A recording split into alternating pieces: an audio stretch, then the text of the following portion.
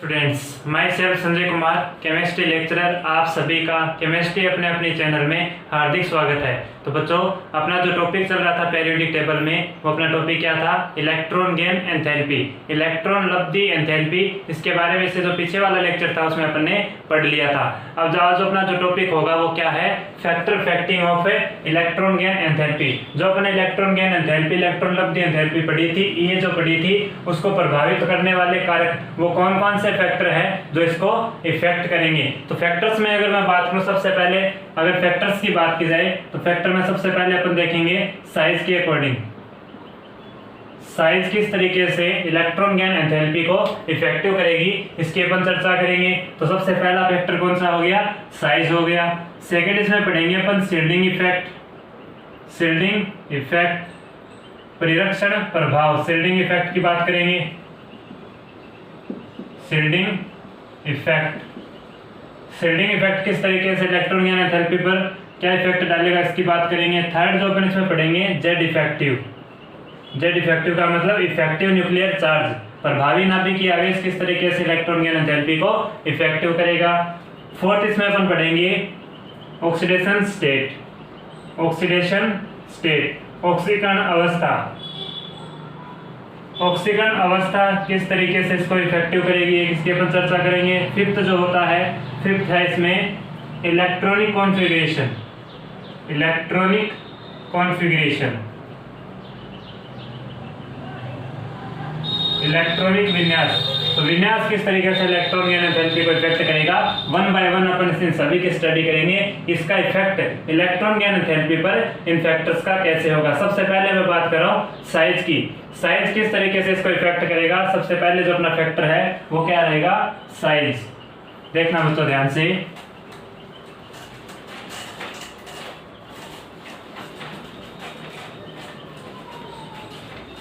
तो सबसे पहला फैक्टर कौन सा है? फर्स्ट फैक्टर की बात कर रहा हूं मैं, साइज, आकार।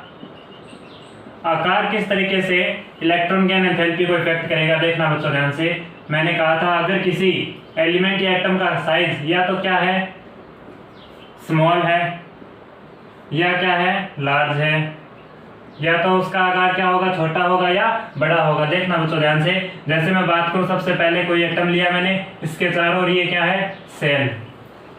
एक कंपैरेटिवली अगर मैं बात करूं, जैसे ये कोई एटम, इसके चारों ओर ये सेल।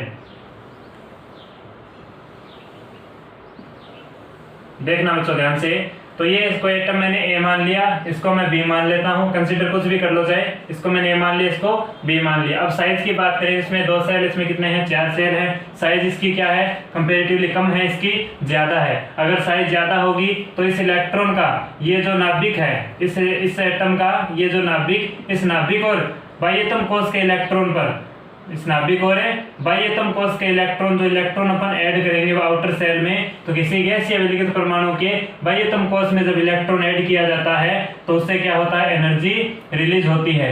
एनर्जी रिलीज होती है, उसको क्या बोलते हैं, इलेक्ट्रॉन गेन एंथैल्पी। तो इस इलेक्ट्रॉन को जब ऐड करेंगे तो यहाँ पे क्या निकलेगी, एनर्जी निकलेगी, वही क्या कहलाती है, इलेक्ट्रॉन गेन एंथैल्पी। अब क्या होता है, ये एनर्जी क्यों निकली, इसका कारण क्या बताया जाता है, इस नाभिक और इस इलेक्ट्रॉन के बीच, ये नाभिक और जो इलेक्ट्रॉन अपन जोड़ रहे हैं उस इलेक्ट्रॉन और नाभिक के बीच क्या लगता है, अट्रैक्शन लगता है, आकर्षण लगता है। इस आकर्षण या अट्रैक्शन के कारण ही क्या होता है, एनर्जी रिलीज होती है। तो इसका आकार कम है, इसका मतलब आकर्षण क्या होगा, ज्यादा होगा। जहाँ पे आकार क्या होगा, कंपैरेटिवली मैं बात करूं, इसमें कंपैरेटिवली आकार यहाँ पे क्या होगा, इसका आकार ज्यादा है, लेकिन आकर्षण क्या होगा, यहाँ पे कम होगा। सॉरी, यहाँ पे आकर्षण क्या होगा, कम होगा। और इसका आकार कम है तो इस नाभिक और जो आने वाला इलेक्ट्रॉन आउटर सेल में, इस नाभिक और इस इलेक्ट्रॉन के बीच आकर्षण क्या लगेगा, ज्यादा लगेगा, क्योंकि इसका आकार क्या है, कम है। आकर्षण यहाँ पे क्या होगा, ज्यादा होगा। तो इस नाभिक और इस इलेक्ट्रॉन, आने वाले इलेक्ट्रॉन्स के बीच अगर आकर्षण ज्यादा हो, इसका मतलब वहां पे क्या होगा, आकार उसका कम है। तो ए का साइज क्या है, यहाँ पे कंपैरेटिवली कम है, और यहाँ पे बी का साइज क्या है, कंपैरेटिवली ज्यादा है। तो यहाँ पे तो साइज ज्यादा होने के कारण इस नाभिक और आने वाले इलेक्ट्रॉन के बीच आकर्षण क्या लगेगा, कम लगेगा, क्योंकि इस नाभिक से दूरी इसकी क्या है, थोड़ी ज्यादा है, जिसके कारण आकर्षण कम हो गया। और यहाँ पे आकर्षण क्या होगा, ज्यादा होगा। इस आने वाले इलेक्ट्रॉन और नाभिक के बीच आकर्षण ज्यादा होने से यहाँ पे जो एनर्जी निकलेगी, यहाँ पे एनर्जी निकलेगी वो क्या निकलेगी, ज्यादा निकलेगी। इसका मतलब ये भी क्या होगा, ज्यादा होगा, ये भी ज्यादा होगा, जिसके कारण एनर्जी ज्यादा निकली है, इसका मतलब ये भी ज्यादा होगा। तो ये बात होगी कि फैक्टर फैक्टिंग में सबसे पहले अपने फैक्टर की बात की, साइज की।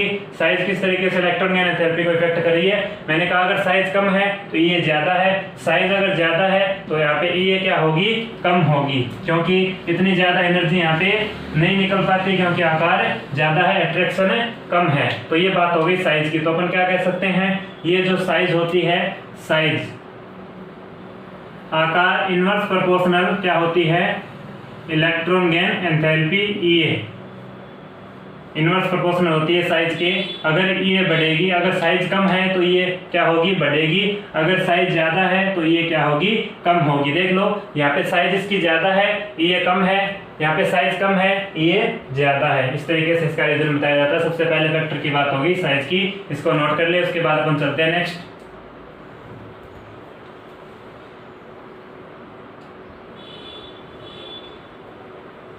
चलिएगा बच्चों, अब बात करते हैं सेकंड जो फैक्टर अपना, जेड इफेक्टिव।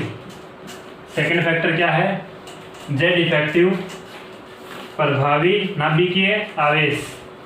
प्रभावी नाभिकीय आवेश क्या होता है, नाभिक के द्वारा उसके बाह्यतम कोश पर प्रभावी आकर्षण क्या कहलाता है, प्रभावी नाभिकीय आवेश या जेड इफेक्टिव कहलाता है। इसका इलेक्ट्रॉन गैन एंथैल्पी पे क्या इफेक्ट पड़ने वाला है, देखना।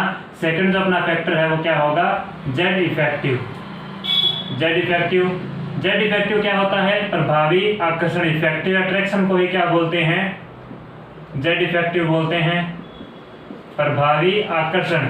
इसका मतलब ये जैसे नाभिक है, इस नाभिक के चारों ओर ये सेल, इस नाभिक के द्वारा इस बाह्यतम कोश के जो इलेक्ट्रॉन्स हैं इसको आकर्षित करने की क्षमता या आकर्षित करने की जो प्रभावी आकर्षण है उसी को क्या बोला जाता है, जेड इफेक्टिव बोला जाता है।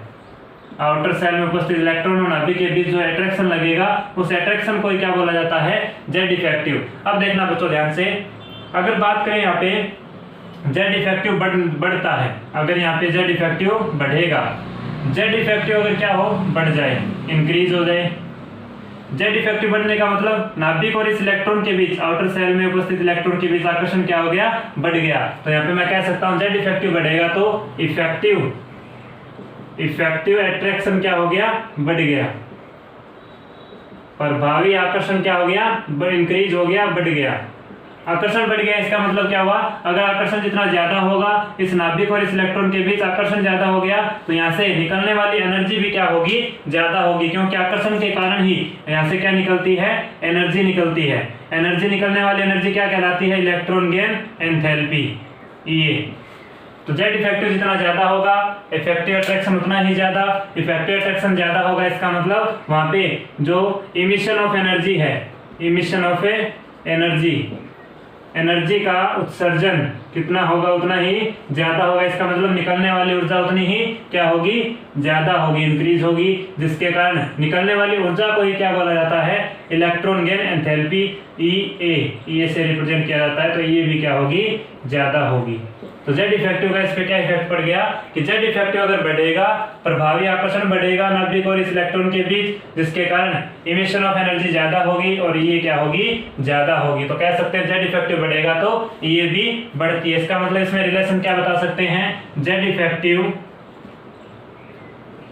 Proportional electron gain enthalpy. ये रिलेशन हो गया जेड इफेक्टिव और इलेक्ट्रॉन गेन एंथैल्पी में। तो फैक्टर फैक्टिक्स में अपने बात की, जेड इफेक्टिव प्रभावी नाभिकीय आवेश का इस पे क्या इफेक्ट पड़ेगा, तो आने वाले इलेक्ट्रॉन और इस नाभिक के बीच जितना ज्यादा आकर्षण होगा, इसका मतलब प्रभावी आकर्षण जितना ज्यादा, इसी को क्या बोला जाता है, जेड इफेक्टिव। जेड इफेक्टिव बढ़ेगा तो ये भी बढ़ेगी। उतार लो बच्चों इसको, उसके बाद अपन चलते हैं नेक्स्ट।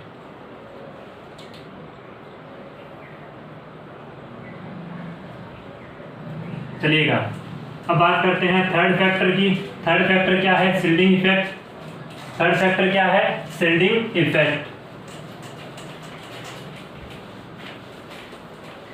शिल्डिंग इफेक्ट क्या होता है? शिल्डिंग इफेक्ट के बारे में मैंने बताया था। शिल्डिंग इफेक्ट क्या होता है? आंतरिक कोश के इलेक्ट्रॉन के द्वारा बाह्यतम कोश के इलेक्ट्रॉन को रिपेल करने की पावर क्या कहलाती है? शिल्डिंग इफेक्ट कहलाता है। मैंने क्या कहा, देखना बच्चों ध्यान से। मैंने कहा ये कोई नाभिक है किसी एटम का, ये मान लेता हूं नाभिक, इसके चारों ओर क्या है? सेल है। तो मैंने कहा किसी नाभिक के चारों ओर, मैंने कहा किसी नाभिक में, किसी परमाणु में नाभिक के आंतरिक कोश के इलेक्ट्रॉन के द्वारा नाभिक, इसके ये नाभिक हो गया, इसके चारों ओर ये क्या है? सेल है। मैंने कहा इनर सेल की, इसको मैं क्या कंसीडर कर रहा हूं? जैसे इसको मैं आउटर सेल कंसीडर कर रहा हूं, आउटर सेल बाह्यतम कोश, इसको मैं कंसीडर कर रहा हूं इनर सेल। ये क्या है? इनर सेल, आंतरिक कोश।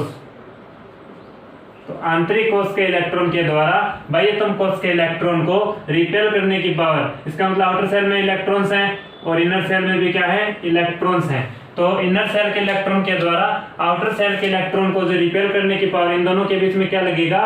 रिपल्सन लगेगा। ये रिपल्सन या प्रतिकर्षण क्या करता है? यहाँ पे आउटर सेल के इलेक्ट्रॉन को नाभिक से दूर ले जाने का काम करेगा। इसका मतलब जब ये इलेक्ट्रॉन, इसके बीच में क्या लगेगा? रिपल्सन लगेगा। रिपल्सन लगेगा तो आउटर सेल के इलेक्ट्रॉन और इस इलेक्ट्रॉन के बीच रिपल्सन के कारण ये जो इलेक्ट्रॉन, आउटर सेल में उपस्थित इलेक्ट्रॉन नाभिक से क्या हो जाएंगे? दूर हो जाएंगे। नाभिक से दूर होने का मतलब क्या हुआ? उसकी रेडियस बढ़ गई, आर बढ़ गई। रिपल्सन ज्यादा होने का मतलब क्या है? रेडियस बढ़ गई। रेडियस का मतलब क्या हो गया? साइज बढ़ गई। साइज बढ़ने के कारण यहाँ पे इफेक्टिव अट्रैक्शन, नाभिक का उस इलेक्ट्रॉन पर अट्रैक्शन क्या हो जाएगा? इफेक्टिव अट्रैक्शन कम हो जाता है। साइज बढ़ने से नाभिक और उस इलेक्ट्रॉन पर, आउटर सेल में उपस्थित इलेक्ट्रॉन पर क्या लगेगा? जो अट्रैक्शन हो जाता है वो कम हो जाता है कंपैरेटिवली। जो पहले जो कंडीशन थी, शिल्डिंग इफेक्ट के कारण रिपल्सन लगेगा, रिपल्सन के कारण साइज बढ़ेगी, और इफेक्टिव अट्रैक्शन, नाभिक और आउटर सेल के इलेक्ट्रॉन के बीच दूरी बढ़ने के साथ क्या होता है? अट्रैक्शन कम हो जाता है। अट्रैक्शन कम होगा, जिसके कारण अगर अट्रैक्शन कम हो गया, आकर्षण कम हो गया, तो क्या होगा? यहाँ से एनर्जी क्या होगी? कम रिलीज होगी। एनर्जी, या मैं कह सकता हूं रिलीज्ड एनर्जी, रिलीज्ड एनर्जी क्या होगी? कम होगी। अगर रिलीज एनर्जी कम है, इसका मतलब निकलने वाली ऊर्जा कम है। निकलने वाली ऊर्जा कम होगी, इसी को अपन क्या बोलते हैं? निकलने वाली ऊर्जा को ये बोलते हैं इलेक्ट्रॉन गेन एंथैल्पी। अगर ये निकलने वाली ऊर्जा कम है, इसका मतलब ये भी क्या होगा? कम होगा। तो देखना बच्चों ध्यान से, शिल्डिंग इफेक्ट अगर बढ़ गया, मैंने कहा इनर सेल के इलेक्ट्रॉन्स के द्वारा आउटर सेल के इलेक्ट्रॉन को रिपेल करने की पावर क्या कहलाती है? Shielding effect. शिल्डिंग इफेक्ट के कारण क्या होता है? रिपल्सन लगेगा।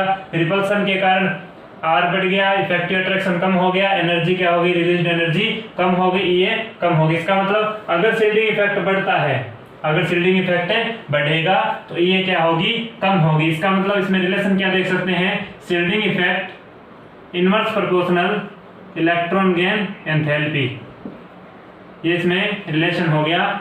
शिल्डिंग इफेक्ट अगर बढ़ेगा तो ये कम होगी, शिल्डिंग इफेक्ट कम होगा तो ये क्या होगी? ज्यादा होगी। तो ये बेसिकली डिफरेंस हो गया। तो शिल्डिंग इफेक्ट क्या होता है, इसकी डेफिनेशन मैंने बता दी कि आंतरिक कोश के इलेक्ट्रॉन के द्वारा बाह्यतम कोश में उपस्थित इलेक्ट्रॉन को रिपेल करने की जो पावर कहलाती है वो क्या कहलाती है? Shielding effect. शिल्डिंग इफेक्ट के कारण क्या होता है? आकार बढ़ जाता है। आकार बढ़ेगा तो नाभिक और उस इलेक्ट्रॉन के बीच आकर्षण कम हो जाएगा। आकर्षण कम होगा तो रिलीज्ड एनर्जी क्या होगी? कम होगी, जिसके कारण ये भी कम हो जाएगी। नोट कर ले इसको। बिल्कुल बेसिक चीजें होती हैं, बिल्कुल कंसेप्चुअल चलेंगे अपन, छोटी छोटी चीजें हैं। चलिएगा, फोर्थ फैक्टर क्या था? Oxidation state. फोर्थ फैक्टर क्या है? Oxidation state.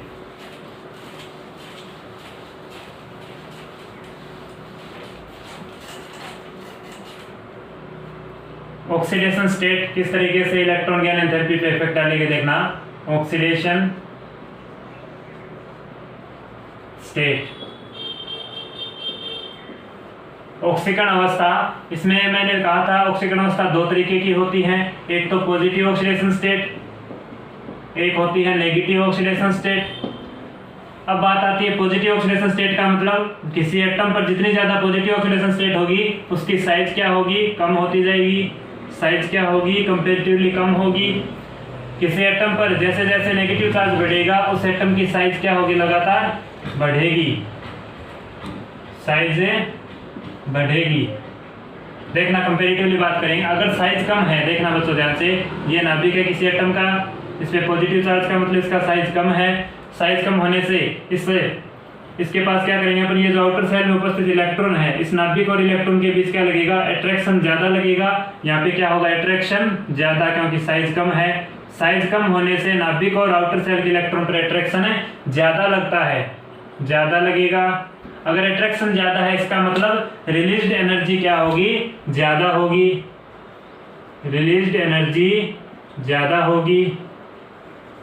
अगर रिलीज्ड एनर्जी ज्यादा है, इसका मतलब रिलीज्ड एनर्जी को ही क्या बोला जाता है, इलेक्ट्रॉन गेन एंथैल्पी बोला जाता है। इसका मतलब इलेक्ट्रॉन गेन एंथैल्पी भी ज्यादा होगी। अगर इलेक्ट्रॉन गेन एंथैल्पी ज्यादा है, इसका मतलब देखो बच्चों ध्यान से, मैंने कहा पॉजिटिव ऑक्सीडेशन स्टेट होने के कारण पॉजिटिव ऑक्सीडेशन स्टेट जैसे जैसे किसी एटम पर बढ़ेगी, साइज क्या होगी, कम होगी। साइज कम होने से अट्रैक्शन बढ़ेगा, अट्रैक्शन बढ़ेगा तो रिलीज्ड एनर्जी भी बढ़ेगी, जिसके कारण ये भी बढ़ेगा। इसका मतलब पॉजिटिव ऑक्सीडेशन स्टेट अगर है, पॉजिटिव ऑक्सीडेशन स्टेट के कारण क्या होता है, ये बढ़ती है। इसका मतलब मैं कह सकता हूं, देखना, इलेक्ट्रॉन गेन एंथैल्पी ये, अगर पॉजिटिव ऑक्सीडेशन स्टेट बढ़ेगी तो उतना ही साइज कम होगा, अट्रैक्शन बढ़ेगा और ये भी बढ़ेगा। इसका मतलब पॉजिटिव ऑक्सीडेशन स्टेट के क्या होती है, प्रोपोर्शनल होती है। Oxidation state, positive oxidation state क्या होती है, इलेक्ट्रॉन गेन एंथैल्पी के प्रोपोर्शनल। अब बात करते हैं नेगेटिव ऑक्सीडेशन स्टेट। इसके मतलब किसी एटम पर नेगेटिव चार्ज जैसे जैसे बढ़ेगा, उसका मतलब उसकी साइज लगातार बढ़ रही है। इसका मतलब साइज बढ़ने का मतलब ये नाभिक हो गया, इसके चारों ओर ये सेल हो गई, इसकी साइज क्या हो रही, लगातार बढ़ रही है, जिसके कारण यहाँ पे क्या होगा, देखना, इस आउटर सेल में उपस्थित इलेक्ट्रॉन और इस नाभिक के बीच क्या लगेगा, आकर्षण लगेगा। लेकिन यह आकर्षण क्या होगा, कम होगा। यहाँ पे जो अट्रैक्शन होगा वो क्या होगा, कम होगा, आकर्षण कम लगेगा, क्योंकि साइज बढ़ गई। साइज बढ़ने से इस इलेक्ट्रॉन और नाभिक के बीच की दूरी भी बढ़ गई, जिसके कारण आकर्षण कम हो गया। आकर्षण कम होने की वजह से अगर अट्रैक्शन कम हो गया, जिसके कारण रिलीज्ड एनर्जी भी क्या होगी, रिलीज्ड एनर्जी क्या होगी, रिलीज्ड एनर्जी यहाँ पे कम हो जाएगी। अगर अट्रैक्शन ही कम हो गया तो रिलीज्ड एनर्जी क्या होगी, कम हो जाएगी। अगर ये एनर्जी, निकलने वाली ऊर्जा क्या होगी, कम हो गई। निकलने वाली ऊर्जा को ही क्या बोला जाता है, इलेक्ट्रॉन गेन एंथैल्पी ईए, इलेक्ट्रॉन गेन एंथैल्पी ईए बोला जाता है। अगर ये कम है तो ईए भी क्या होगी, कम होगी। तो देखना, किसी एटम पर अगर नेगेटिव ऑक्सीडेशन स्टेट जैसे जैसे बढ़ेगी, इसका मतलब उसका साइज बढ़ रहा है, साइज बढ़ेगा, जिसके कारण इफेक्टिव जो अट्रैक्शन होगा वो कम हो जाएगा। अट्रैक्शन कम होने से एनर्जी, निकलने वाली ऊर्जा कम होगी, जिसके कारण निकलने वाली ऊर्जा को क्या बोला जाता है, इलेक्ट्रॉन गेन एंथैल्पी, वो भी कम हो जाएगी। इसका मतलब नेगेटिव ऑक्सीडेशन स्टेट अगर बढ़ेगी तो ये क्या होती है, कम होती है। तो यहाँ पे मैं कह सकता हूँ electron gain enthalpy negative oxidation state के क्या होती है, इनवर्स प्रोपोर्शनल होती है। इस तरीके से इनमें क्या हो गया, रिलेशन हो गया कि पॉजिटिव ऑक्सीडेशन स्टेट और नेगेटिव ऑक्सीडेशन स्टेट किस तरीके से इलेक्ट्रॉन गेन एंथैल्पी को इफेक्ट करेगी। तो पॉजिटिव ऑक्सीडेशन स्टेट बढ़ेगी तो ये बढ़ेगी, नेगेटिव ऑक्सीडेशन स्टेट बढ़ेगी तो ये कम होगी। उतार लो बच्चों इसको। उसके बाद अपन चलते हैं नेक्स्ट फैक्टर पर। कोई दिक्कत है तो बताओ।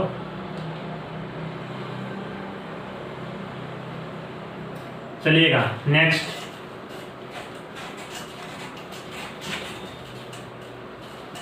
फिफ्थ जो अपना फैक्टर है, फैक्टर क्या है, इलेक्ट्रॉनिक कॉन्फ़िगरेशन। इलेक्ट्रॉनिक कॉन्फ़िगरेशन से इलेक्ट्रॉन गेन एंथैल्पी कैसे इफेक्टिव होगी, देखना।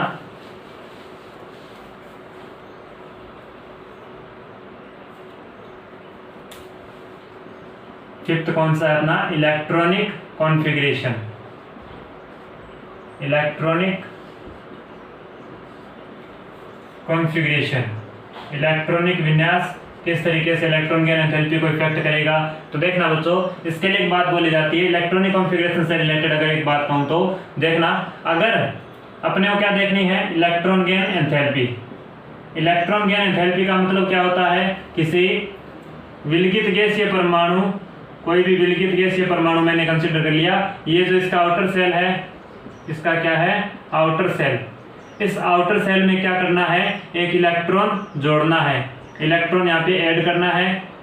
इलेक्ट्रॉन ऐड करने के लिए, जब इलेक्ट्रॉन यहाँ पे ऐड करेंगे तो क्या होगा, जोड़ने के लिए जो निकलने वाली ऊर्जा, इसका मतलब जब भी यहाँ से इलेक्ट्रॉन ऐड करेंगे यहाँ से एनर्जी क्या होती है, रिलीज होती है, एनर्जी रिलीज होती है। क्यों होती है एनर्जी रिलीज, क्योंकि इस नाभिक और इस इलेक्ट्रॉन के बीच क्या लगता है, इन दोनों के बीच अट्रैक्शन लगता है, अट्रैक्शन की वजह से एनर्जी रिलीज होगी। रिलीज्ड एनर्जी क्या कहलाती है, इलेक्ट्रॉन गेन एंथैल्पी। अब देखना बच्चों इलेक्ट्रॉनिक कॉन्फ़िगरेशन का इस पर क्या फर्क पड़ेगा, देखना अगर ये जो इलेक्ट्रॉन अपन ऐड कर रहे हैं किसी एटम पर, किसी एटम मान लेता हूँ ये कोई एटम है, आइसोलेट एटम, इसकी फेज कैसी होनी चाहिए, गैसीय फॉर्म में होना चाहिए, गैसियस फेज में होना चाहिए। तो इस एटम में अगर इलेक्ट्रॉन अपन ऐड कर रहे हैं तो ये जो इलेक्ट्रॉन ऐड हो रहा है, अगर ये किसी इलेक्ट्रॉन ऐड करने से इस एटम की अगर कोई स्टेबल कॉन्फ़िगरेशन मिलता है, इसका मतलब क्या हुआ, अगर मैं कह रहा हूं अगर इलेक्ट्रॉन जोड़ने पर स्टेबल कॉन्फ़िगरेशन मिलता हो, स्थायी विन्यास मिलता हो, स्टेबल कॉन्फ़िगरेशन मिले तो क्या होगा, एनर्जी ज्यादा रिलीज होगी, एनर्जी ज्यादा रिलीज होगी। देखना मैं क्या कहना चाह रहा हूं, रिलीज एनर्जी क्या कहलाती है, एनर्जी ज्यादा होने का मतलब जो निकालने वाली ऊर्जा अगर ज्यादा है, इसी को क्या बोला जाता है, इलेक्ट्रॉन गेन एंथैल्पी, ये भी क्या होगी, ज्यादा होगी। देखना बच्चों मैंने क्या कहा है स्टेटमेंट के अकॉर्डिंग, अगर इलेक्ट्रॉन जोड़ने पर, अगर मैंने कहा किसी आइसोलेट एटम जिसकी फेज गैसीय फेज है उसमें से इलेक्ट्रॉन एक अपन जोड़ेंगे, अगर एक इलेक्ट्रॉन जोड़ने के बाद क्या मिलता हो, स्टेबल कॉन्फ़िगरेशन मिलता हो, इसका मतलब अगर स्टेबल कॉन्फ़िगरेशन आता हो, पहले जो स्टेबल कॉन्फ़िगरेशन नहीं था किसी एटम का, इलेक्ट्रॉन जोड़ने के बाद क्या आ गया, स्टेबल कॉन्फ़िगरेशन आ गया, तो एनर्जी वहां पे क्या होगी, जब भी कोई स्टेबल फॉर्म चीज बनती है, सिस्टम बनता है, स्टेबल फॉर्म में आती है कोई भी कॉन्फ़िगरेशन, उसमें क्या होता है, एनर्जी ज्यादा से ज्यादा रिलीज होगी। रिलीज होने का मतलब उस एटम की पोटेंशियल एनर्जी क्या हो जाती है, कम हो जाती है, क्योंकि एनर्जी ज्यादा से ज्यादा रिलीज होगी तो पोटेंशियल एनर्जी कम होगी। तो पोटेंशियल एनर्जी पढ़ने जा रहा हूं, इतना ध्यान रखना आप लोग कि अगर इलेक्ट्रॉन जोड़ने पर स्टेबल कॉन्फ़िगरेशन मिलता है, इसका मतलब पहले किसी एटम का स्टेबल कॉन्फ़िगरेशन नहीं था, उसमें इलेक्ट्रॉन जोड़ने के बाद क्या मिल रहा है, स्टेबल कॉन्फ़िगरेशन मिल रहा है, तो एनर्जी ज्यादा से ज्यादा रिलीज होगी। क्योंकि जब भी स्टेबिलिटी की बात आती है तो स्टेबिलिटी की तब कोई भी इक्विलिब्रियम या कोई भी रिएक्शन जो स्टेबिलिटी की तरफ जाती है, इसका मतलब वहां पे क्या होगा, ज्यादा से ज्यादा एनर्जी रिलीज होगी। एनर्जी अगर रिलीज होगी इसका मतलब निकलने वाली ऊर्जा ज्यादा है, इसी को क्या बोला जाता है, इलेक्ट्रॉन गेन एंथैल्पी। तो यहाँ पे मैं कह सकता हूँ इलेक्ट्रॉन गेन एंथैल्पी भी क्या होगी, ज्यादा होगी। कब, जब इलेक्ट्रॉन जोड़ने पर स्टेबल कॉन्फ़िगरेशन मिलता हो। अब देखना बच्चों इसी के रिगार्डिंग अगर मैं बात करूं तो अगर मैं जैसे कह दूं स्टेबल कॉन्फ़िगरेशन में, कोई स्टेबल कॉन्फ़िगरेशन पहले से क्या है, स्टेबल कॉन्फ़िगरेशन है। अभी तो अपन किसकी बात कर रहे थे, जब कोई एटम अनस्टेबल फॉर्म में है, कॉन्फ़िगरेशन क्या है, अनस्टेबल, इलेक्ट्रॉन जोड़ने के बाद क्या बन रहा हो, स्टेबल कॉन्फ़िगरेशन। एक कंडीशन क्या हो सकती है कि स्टेबल कॉन्फ़िगरेशन दे रखा हो, स्टेबल कॉन्फ़िगरेशन, स्टेबल कॉन्फ़िगरेशन में क्या जोड़ना है, एक इलेक्ट्रॉन ऐड करना है, एक इलेक्ट्रॉन ऐड करना है। इसका मतलब इस स्टेबल कॉन्फ़िगरेशन में ये स्टेबल है, ये आसानी से इलेक्ट्रॉन ग्रहण नहीं करेगा, इस इलेक्ट्रॉन को यहाँ पे जोड़ने के लिए ज्यादा एनर्जी की रिक्वायरमेंट होगी, एनर्जी की रिक्वायरमेंट हो रही है, यहाँ पे एनर्जी की क्या हो रही है, रिक्वायरमेंट हो रही है, जिसके कारण निकलने वाली ऊर्जा क्या होगी, कम होगी। तो स्टेबल कॉन्फ़िगरेशन में इलेक्ट्रॉन जोड़ने पर, मैं यहाँ पे लिख देता हूँ, स्टेबल कॉन्फ़िगरेशन में इलेक्ट्रॉन जोड़ने पर एनर्जी क्या होती है, कम रिलीज होती है, एनर्जी कम रिलीज होगी।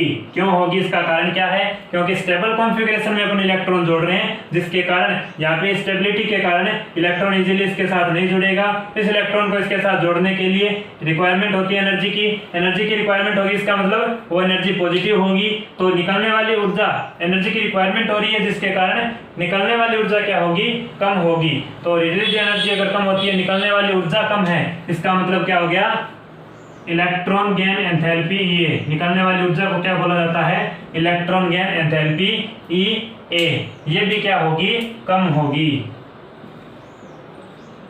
ये भी क्या हो जाएगी, कम हो जाएगी। तो ध्यान क्या रखना है कि किसी अगर कोई इलेक्ट्रॉन जोड़ेंगे तो स्टेबल कॉन्फ़िगरेशन बनता हो तो रिलीज्ड एनर्जी ज्यादा होगी, ये भी ज्यादा होगी। अगर स्टेबल कॉन्फ़िगरेशन में एक इलेक्ट्रॉन जोड़ रहे हैं जिसके कारण क्या होता हो, अगर स्टेबल कॉन्फ़िगरेशन में इलेक्ट्रॉन जोड़ेंगे तो वहां पे एनर्जी क्या होगी, कम रिलीज होगी। क्योंकि कारण क्या बताया मैंने, क्योंकि इस इलेक्ट्रॉन को स्टेबल कॉन्फ़िगरेशन में जोड़ने के लिए ज्यादा एनर्जी की रिक्वायरमेंट होती है, क्योंकि ये स्टेबल कॉन्फ़िगरेशन है। तो स्टेबल में से अगर एक इलेक्ट्रॉन जोड़ेंगे इसका मतलब इसकी स्टेबिलिटी कम की जा रही है, तो ज्यादा एनर्जी की रिक्वायरमेंट होगी इस इलेक्ट्रॉन को इसके साथ जोड़ने में। तो एनर्जी रिक्वायरमेंट हो रही है तो रिलीज एनर्जी क्या होगी, कम होगी। तो ये भी क्या हो जाएगी, कम हो जाएगी। तो ये फैक्टर हो गए इलेक्ट्रॉनिक कॉन्फ़िगरेशन के आधार पर कि ये पर क्या फर्क पड़ता है। स्टेबल कॉन्फ़िगरेशन है तो ये ज्यादा, अगर स्टेबल कॉन्फ़िगरेशन में इलेक्ट्रॉन जोड़ रहे हैं तो क्या होगी, ये कम होगी। चीजों को ध्यान में रखना, जोड़ इसको नोट कर लो बच्चों।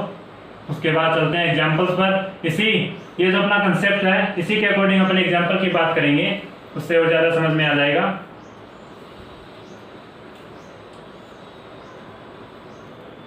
चलिएगा एग्जाम्पल देखिएगा ध्यान से।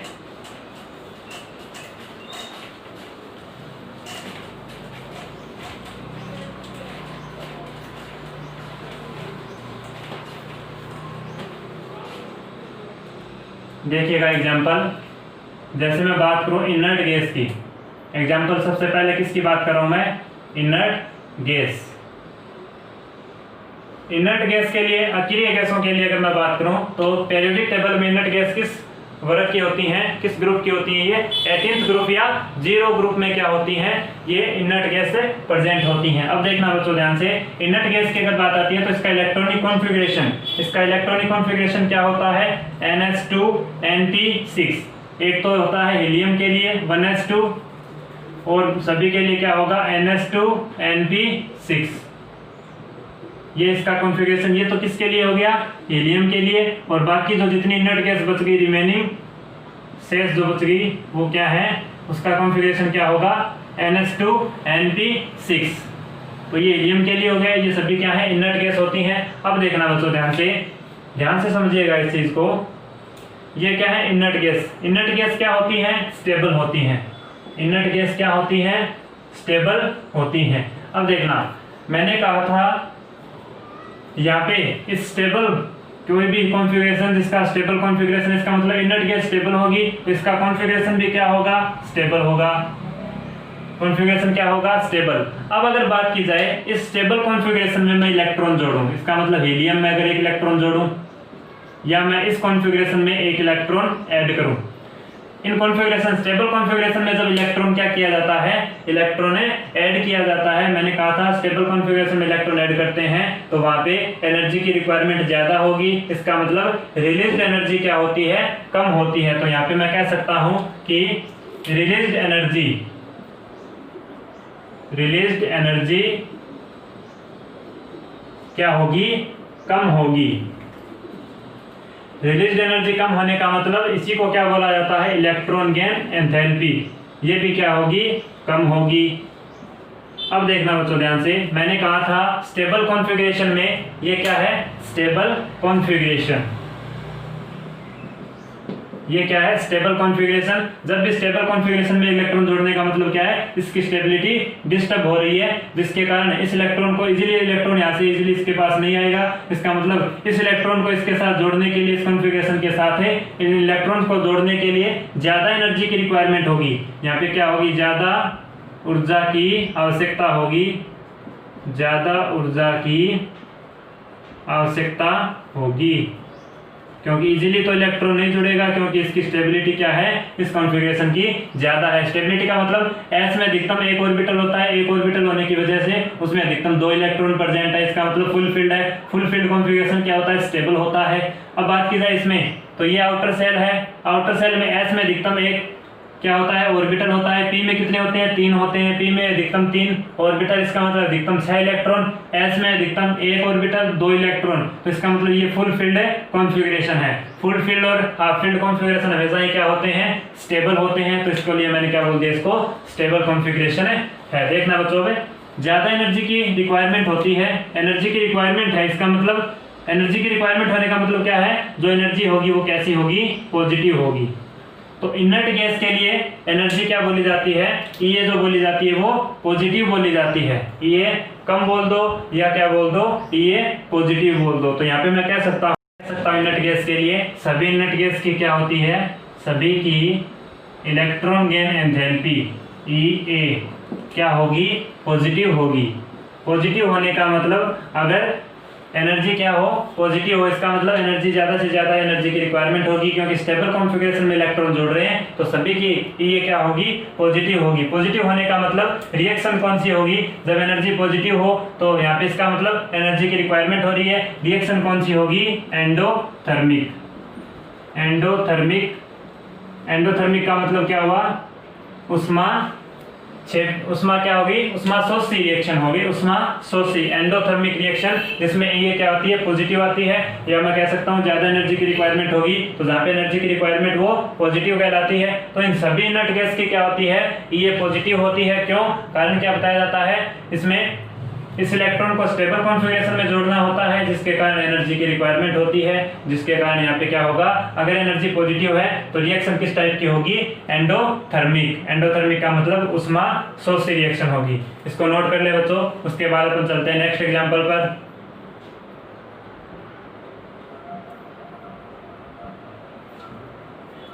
देखिएगा, ये बात होगी इनर्ट गैस की। अगर बात करूं मैं पीरियड में left to right, periodic table में आवर्त में बाएं से दाएं चलने पर, लेफ्ट टू राइट जाने पर क्या आती है, इनर्ट गैस 18th ग्रुप की आती है। इसका मतलब लेफ्ट टू राइट जाने पर आकार कम होता है, लेकिन इनर्ट गैस का आकार क्या होता है, सबसे ज्यादा होता है। इनर्ट गैस का आकार ज्यादा होगा, लेकिन देखना बच्चों, अगर आकार ज्यादा है, इनर्ट गैस का आकार क्या होता है, सबसे ज्यादा होता है। अपने एज एक्सेप्शन पढ़ा था, क्योंकि वैसे तो क्या होना चाहिए, लेफ्ट टू राइट आकार कम होना चाहिए, लेकिन इनर्ट गैस में एक्सेप्शन देखने को मिलता है, आकार कम नहीं होता। इनर्ट गैस का आकार क्या होता है, एक पीरियड में सबसे ज्यादा होता है। अगर इनर्ट गैस का आकार क्या है, इन गैस का आकार क्या है, ज्यादा है। आकार ज्यादा है, इसका मतलब ये क्या होनी चाहिए, कम होनी चाहिए। ये क्या होनी चाहिए, कम होनी चाहिए। ये कम होने का मतलब क्या हुआ, यहाँ पे आकार अगर ज्यादा है, वहां पे निकलने वाली ऊर्जा क्या होगी, कम होगी। तो एक पीरियड में लेफ्ट टू राइट जाने पर आकार में कमी आती है, लेकिन यहाँ पे कह सकते हैं कि आवर्त में क्या होता है, इनर्ट गैस का, ये इनर्ट गैस का ये इलेक्ट्रॉन गेन एंथैल्पी क्या होती है, कम होती है।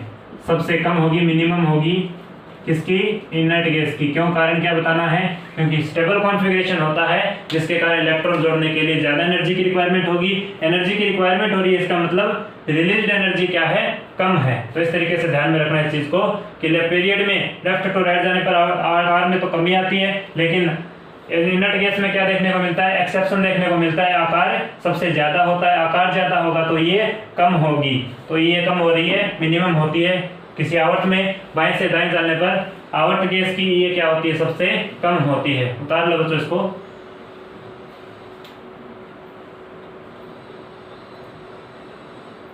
चलिएगा, अब बात करते हैं नेक्स्ट एग्जांपल की। नेक्स्ट एग्जांपल देखना,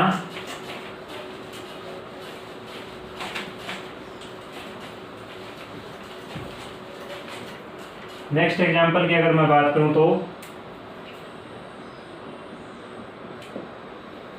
एक तो इनर्ट गैस हो गया, उसके बाद मैं बात कर रहा हूं alkaline earth metal. Alkaline earth metal, क्षार मृदा धातु, और मैं बात कर रहा हूं यहाँ पे नाइट्रोजन फैमिली। इन दोनों को मैं एक साथ ही आप लोगों को समझा देता हूं। देखना, नाइट्रोजन फैमिली और alkaline earth metal. Alkaline earth metal, इसका मतलब सेकंड ग्रुप की क्या होती हैं, एलिमेंट्स होती हैं। यहाँ पे एल्केलाइन अर्थ मेटल का मतलब क्षार मृदा धातु, क्षार मृदा धातु। एल्केलाइन का मतलब क्या होता है, बेसिक मीडियम।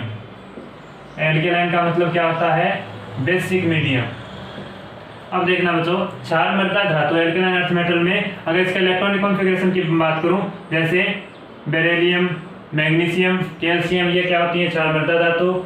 अपन पढ़ते हैं ना सेकंड वर्ग में, beryllium, magnesium, calcium, strontium, barium, और रेडियम, ये क्या होती हैं? 4 मृदा धातु होती हैं। अब देखना इसमें एक हीलियम भी आता है। अब देखना बच्चों ध्यान से, इसको अपन ने किस में इंक्लूड कर लिया था? इनर्ट गैस में इंक्लूड कर लिया था। अब देखना ये क्या होती है? 4 मृदा धातु, इसका इलेक्ट्रॉनिक कॉन्फ़िगरेशन क्या होता है? अगर मैं बात करूं तो NS2, इसका मतलब अगर ये थर्ड पीरियड या सेकंड पीरियड के एलिमेंट है, थर्ड पीरियड, फोर्थ पीरियड, 5, 6, 7, इस तरीके से अगर ये जिस पीरियड की एलिमेंट होती है उसी के अकॉर्डिंग n की वैल्यू डिसाइड होती है। तो n क्या होता है? Number of a period. NS2 इसका इलेक्ट्रॉनिक कॉन्फ़िगरेशन होता है। आउटर सेल का इलेक्ट्रॉनिक कॉन्फ़िगरेशन क्या होता है? NS2। इसका मतलब s में अगर मैं बात करूं, s में एक ऑर्बिटल होता है, अधिकतम 2 इलेक्ट्रॉन है। इसका मतलब ये क्या है? Full field configuration. Full field configuration, full field configuration की वजह से ये क्या है? स्टेबल कॉन्फ़िगरेशन है। तो मैं यहाँ पे कह सकता हूँ ये क्या है? Stable configuration. स्टेबल कॉन्फ़िगरेशन है। अब बात करते हैं इलेक्ट्रॉन गेन एंथैल्पी की। किसकी बात करेंगे? इलेक्ट्रॉन गेन एंथैल्पी की। तो NS2 के लिए क्या बोला जाता है? इसकी जो इलेक्ट्रॉन गेन एंथैल्पी होती है वो क्या होगी? कम होगी। कम होने का मतलब अप्रोक्सीमेटली इसकी क्या बोली जाती है? 0 बोली जाती है। NS2 कॉन्फ़िगरेशन जिसका आउटर सेल है उसके लिए इलेक्ट्रॉन गेन एंथैल्पी क्या बोली जाती है? अप्रोक्सीमेट 0 बोली जाती है। अब देखना बच्चों, अगर बात की जाए कुछ की क्या होती है यहाँ पे, कुछ जो एलिमेंट्स अगर मैं बात करूँ जैसे हीलियम के अलावा यहाँ पे NS2 कॉन्फ़िगरेशन इसका हो गया। कुछ एलिमेंट्स इस एल्केनाइन अर्थ मेटल में कुछ ऐसे मेटल्स होती हैं जिसका जो इलेक्ट्रॉन गेन एंथैल्पी क्या होती है? इलेक्ट्रॉन गेन एंथैल्पी क्या होगी? पॉजिटिव होगी। तो यहाँ पे मैं कह सकता हूँ कुछ alkaline earth metal, alkaline earth metal का ये क्या होता है? पॉजिटिव होता है। मैंने कहा कुछ का तो क्या होता है? ये अप्रोक्सीमेटली 0 बोला जाता है और कुछ का ये क्या होता है? पॉजिटिव होता है। इसका मतलब ये का बेसिकली मीनिंग किससे लिया जाता है? इलेक्ट्रॉन जोड़ने पर निकलने वाली ऊर्जा से लिया जाता है। इलेक्ट्रॉन निकलने वाली ऊर्जा क्या है? यहाँ पे कम होगी, जिसके कारण ये कम है। कम होने का मतलब या तो 0 होगी या पॉजिटिव होगी, लेकिन नेगेटिव नहीं होगी। नेगेटिव होती तो क्या होती? ये ज्यादा होती। तो इसके लिए बोला जाता है कि NS2 कॉन्फ़िगरेशन के लिए क्या होती है? लगभग 0 होती है। और कुछ एल्केलाइन अर्थ मेटल की क्या होती है? ये अप्रोक्सीमेटली पॉजिटिव होती है। पॉजिटिव होने का मतलब एनर्जी की रिक्वायरमेंट होगी। एनर्जी की रिक्वायरमेंट जहाँ पे होती है, एनर्जी पॉजिटिव है, वो कौन सी रिएक्शन होती है? एंडोथर्मिक। एंडोथर्मिक का मतलब उष्माशोषी रिएक्शन होती है। तो ये बात होगी किसकी? एल्केलाइन अर्थ मेटल्स की। अब बात करते हैं नाइट्रोजन फैमिली की। नाइट्रोजन फैमिली का जो आउटर सेल का इलेक्ट्रॉनिक कॉन्फ़िगरेशन क्या बोला जाता है? Np3। इसका इलेक्ट्रॉनिक कॉन्फ़िगरेशन क्या बोला जाता है? जैसे अपन कहते हैं ना NS2 Np3। बोरोन के लिए जैसे बोरोन के बाद कार्बन, उसके बाद नाइट्रोजन, बोरोन का क्या बोला जाता है? NS2 Np1। कार्बन का NS2 Np2, उसके बाद नाइट्रोजन आता है तो NS2 Np3। N क्या है? Number of a period. जिस आवर्त का सदस्य होगा कोई भी एलिमेंट, उसमें उसी आवर्त के सदस्य के अकॉर्डिंग उसका आउटर सेल क्या बता दिया जाता है? उस पीरियड पर डिपेंडेंस होगी। अब देखना NS2 Np3 इसका क्या है? आउटर सेल है, वैलेंस सेल। अब देखना S में कितने हैं? 2 इलेक्ट्रॉन। S में एक ऑर्बिटल, अधिकतम 2 इलेक्ट्रॉन। P में कितने होते हैं ऑर्बिटल? 3। अधिकतम कितने इलेक्ट्रॉन आ सकते हैं? 6। लेकिन 6 का भी हाफ है, इसका मतलब 3 इलेक्ट्रॉन था इसमें। तो ये क्या है? Half field configuration. Half field configuration. Half field configuration क्या होता है? मोस्ट स्टेबल होता है। हाफ फील्ड कॉन्फ़िगरेशन क्या होता है? मोस्ट स्टेबल होता है। अगर half field configuration most stable होगा, इसके कारण इसको मैं कह सकता हूँ ये क्या है? स्टेबल कॉन्फ़िगरेशन है। तो ये जो कॉन्फ़िगरेशन क्या होता है? स्टेबल। अगर इसमें से एक इलेक्ट्रॉन अपन जोड़ेंगे, इससे स्टेबल कॉन्फ़िगरेशन में एक इलेक्ट्रॉन जोड़ेंगे तो क्या होगा? एनर्जी की रिक्वायरमेंट, क्योंकि स्टेबल कॉन्फ़िगरेशन में जब इलेक्ट्रॉन जोड़ा जाता है तो एनर्जी की रिक्वायरमेंट होगी, जिसके कारण स्टेबल कॉन्फ़िगरेशन में इलेक्ट्रॉन इजीली जुड़ जाएगा। एनर्जी की रिक्वायरमेंट का मतलब एनर्जी रिक्वायर्ड एनर्जी ज्यादा है और रिलीज्ड एनर्जी कम है। रिलीज्ड एनर्जी को क्या बोला जाता है? Electron gain enthalpy. तो EA मैं कह सकता हूँ यहाँ पे EA electron gain enthalpy. Required energy ज्यादा है, एनर्जी कम निकलेगी, जिसके कारण EA भी क्या होगा? कम होगा। ये क्या होगा?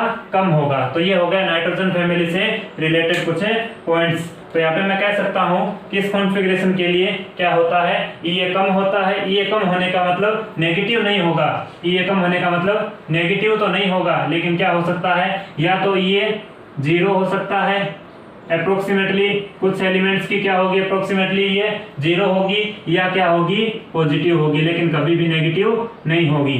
तो यहाँ पे या तो 0 हो सकती है या पॉजिटिव होगी। पॉजिटिव होने का मतलब अगर ये पॉजिटिव है तो यहाँ पे इस रिएक्शन को कौन सी रिएक्शन बोली जाती है, एंडोथर्मिक रिएक्शन।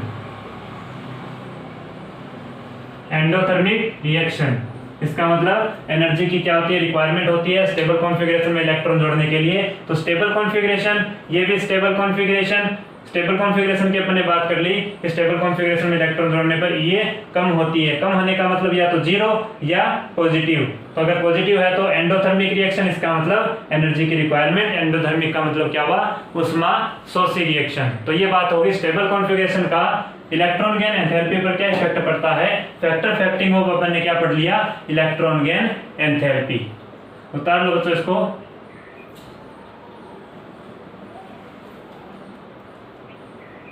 चलिए, ये बात हो गई factor affecting of electron gain enthalpy.